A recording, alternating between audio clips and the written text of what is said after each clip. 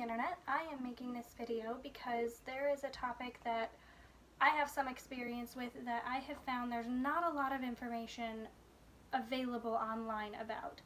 That topic is thoracic outlet syndrome, and I want to start off just by saying I'm not a medical professional, I'm not an expert. I'm talking out of my experiences and my understanding of things, and most of the technical information that I'm going to talk about in this video I have found on Google. So again, I'm not an expert. This is not medical advice. This is me talking about my experience with a medical topic. That being said, I want to go ahead and dive right in and explain what thoracic outlet syndrome is. Basically, it means that there is not enough space between your collarbone and your first rib, and so there's a vein, an artery, and some nerves that need to go between your first rib and your collarbone, and they get crushed off because there's not physically enough space for them. This can happen for any number of reasons. It can be because you've built up muscle. It can be because that's the way your anatomy was built. Sometimes people have an extra little rib that's just a spare rib that hangs out there that they don't need. So it can happen for a number of reasons. I personally have this condition. I just have it on my right side. Typically, according to my vascular surgeon, it's not a bilateral issue. He said that he has almost never seen it where you'll have thoracic outlet syndrome on both sides of your body. Now, the way that this works, there are 3 different types of thoracic outlet syndrome. The first one is arterial, so your artery is affected by it. The second one is venous, so your vein is affected by it. And the third one is nervous, so your nerves are affected by it. For me personally, I have venous and a little bit of nervous thoracic outlet syndrome. And what that means is the subclavian vein, which is the major vein that drains all the blood out of your arm. When my arms are straight down at my side like this, there's fine, there's no problem, the blood flow is fine. Once I raise my arm up to 90 degrees like that, the subclavian vein gets crushed off and there is no more blood flow through it at all. Because I've had this condition a long time, I have a huge network of collateral veins, so just extra little veins that my body already had or my body grew that help the blood flow drain out of my arm. Once I raise my arm up here, all the way above my head, all of those are also crushed off and completely, there's barely any blood flow out of my arm. This is an issue because blood needs to get out of your appendages. Some of the symptoms of thoracic outlet syndrome are pain, swelling, tingling, like weakness in your hand and arm. And for me personally, the way that I found out I had this was when I was 16, I had a blood clot. I was down in Tennessee or Virginia with some family. I got upset, I chucked a giant rock in a river, and my arm completely swelled up. And it went away after a little while and then swelled up again, and I started noticing what I called alien veins growing from about here on my arm all the way up and around and down on my chest. At which point I went to the ER. We found out I had a blood clot in my subclavian vein, and it went from there.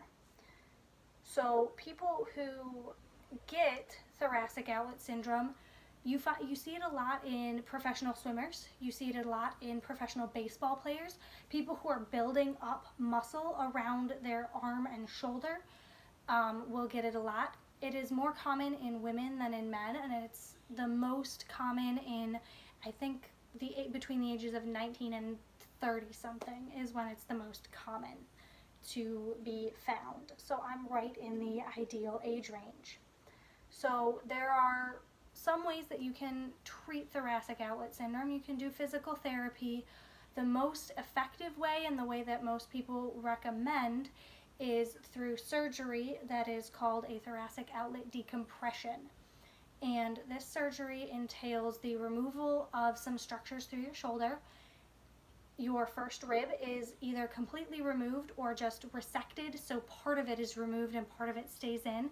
And typically also you'll have 2 scalene muscles, so muscles that connect to your first rib and up into your neck. 2 of those muscles will be removed as well, just to open up space in the thoracic outlet and give your body room to function. There are a couple of ways that this surgery can be done. You can get 1 incision right above your collarbone. The surgeon can go in through your armpit, so you'll have an incision through your armpit where the surgeon will go in. Or the way that I am having the surgery done is you can have 2 incisions, 1 right above your collarbone and 1 below your collarbone. And they go in, they remove your first rib, they remove those 2 muscles I mentioned. For me personally, I'm also going to be having scar tissue removed around my subclavian vein because I have had this condition for so long, and because that vein does have significant scar tissue on it, they're going to remove as much as they can. And depending on how the surgery goes, I might be having a balloon angioplasty done in that vein as well. And that's something that will be determined at the time of surgery. For me, the lead up to this surgery, I think, has been a little bit different than it typically is. I have been, for the past 3 weeks or so, I have been on a blood thinner called Lovenox, which is a shot that I give myself in the stomach. And I think that that's not a normal part of this surgery, but I'm not 100% sure. I believe because of my history of having a blood clot before, that's why I was prescribed that medication and why I was put on it leading up to the surgery. I also did have a little scare where my arm got really swollen and painful, and I went into the ER thinking that I had a blood clot. Turned out I didn't. Everything was fine. But just as a precaution, I was put on that blood thinner.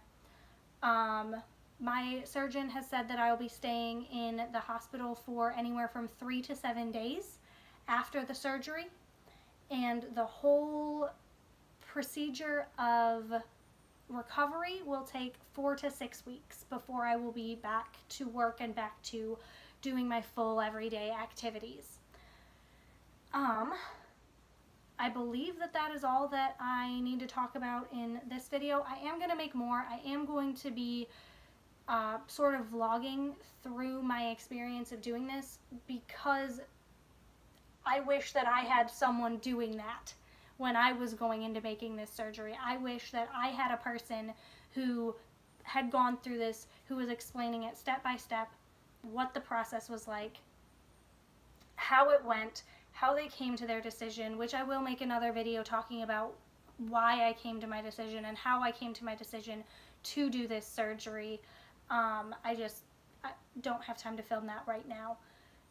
Thank you for watching. I apologize that this is not a very good quality video. I apologize that it's kind of rambly and just flow of consciousness video, but I appreciate you watching. I hope this helps.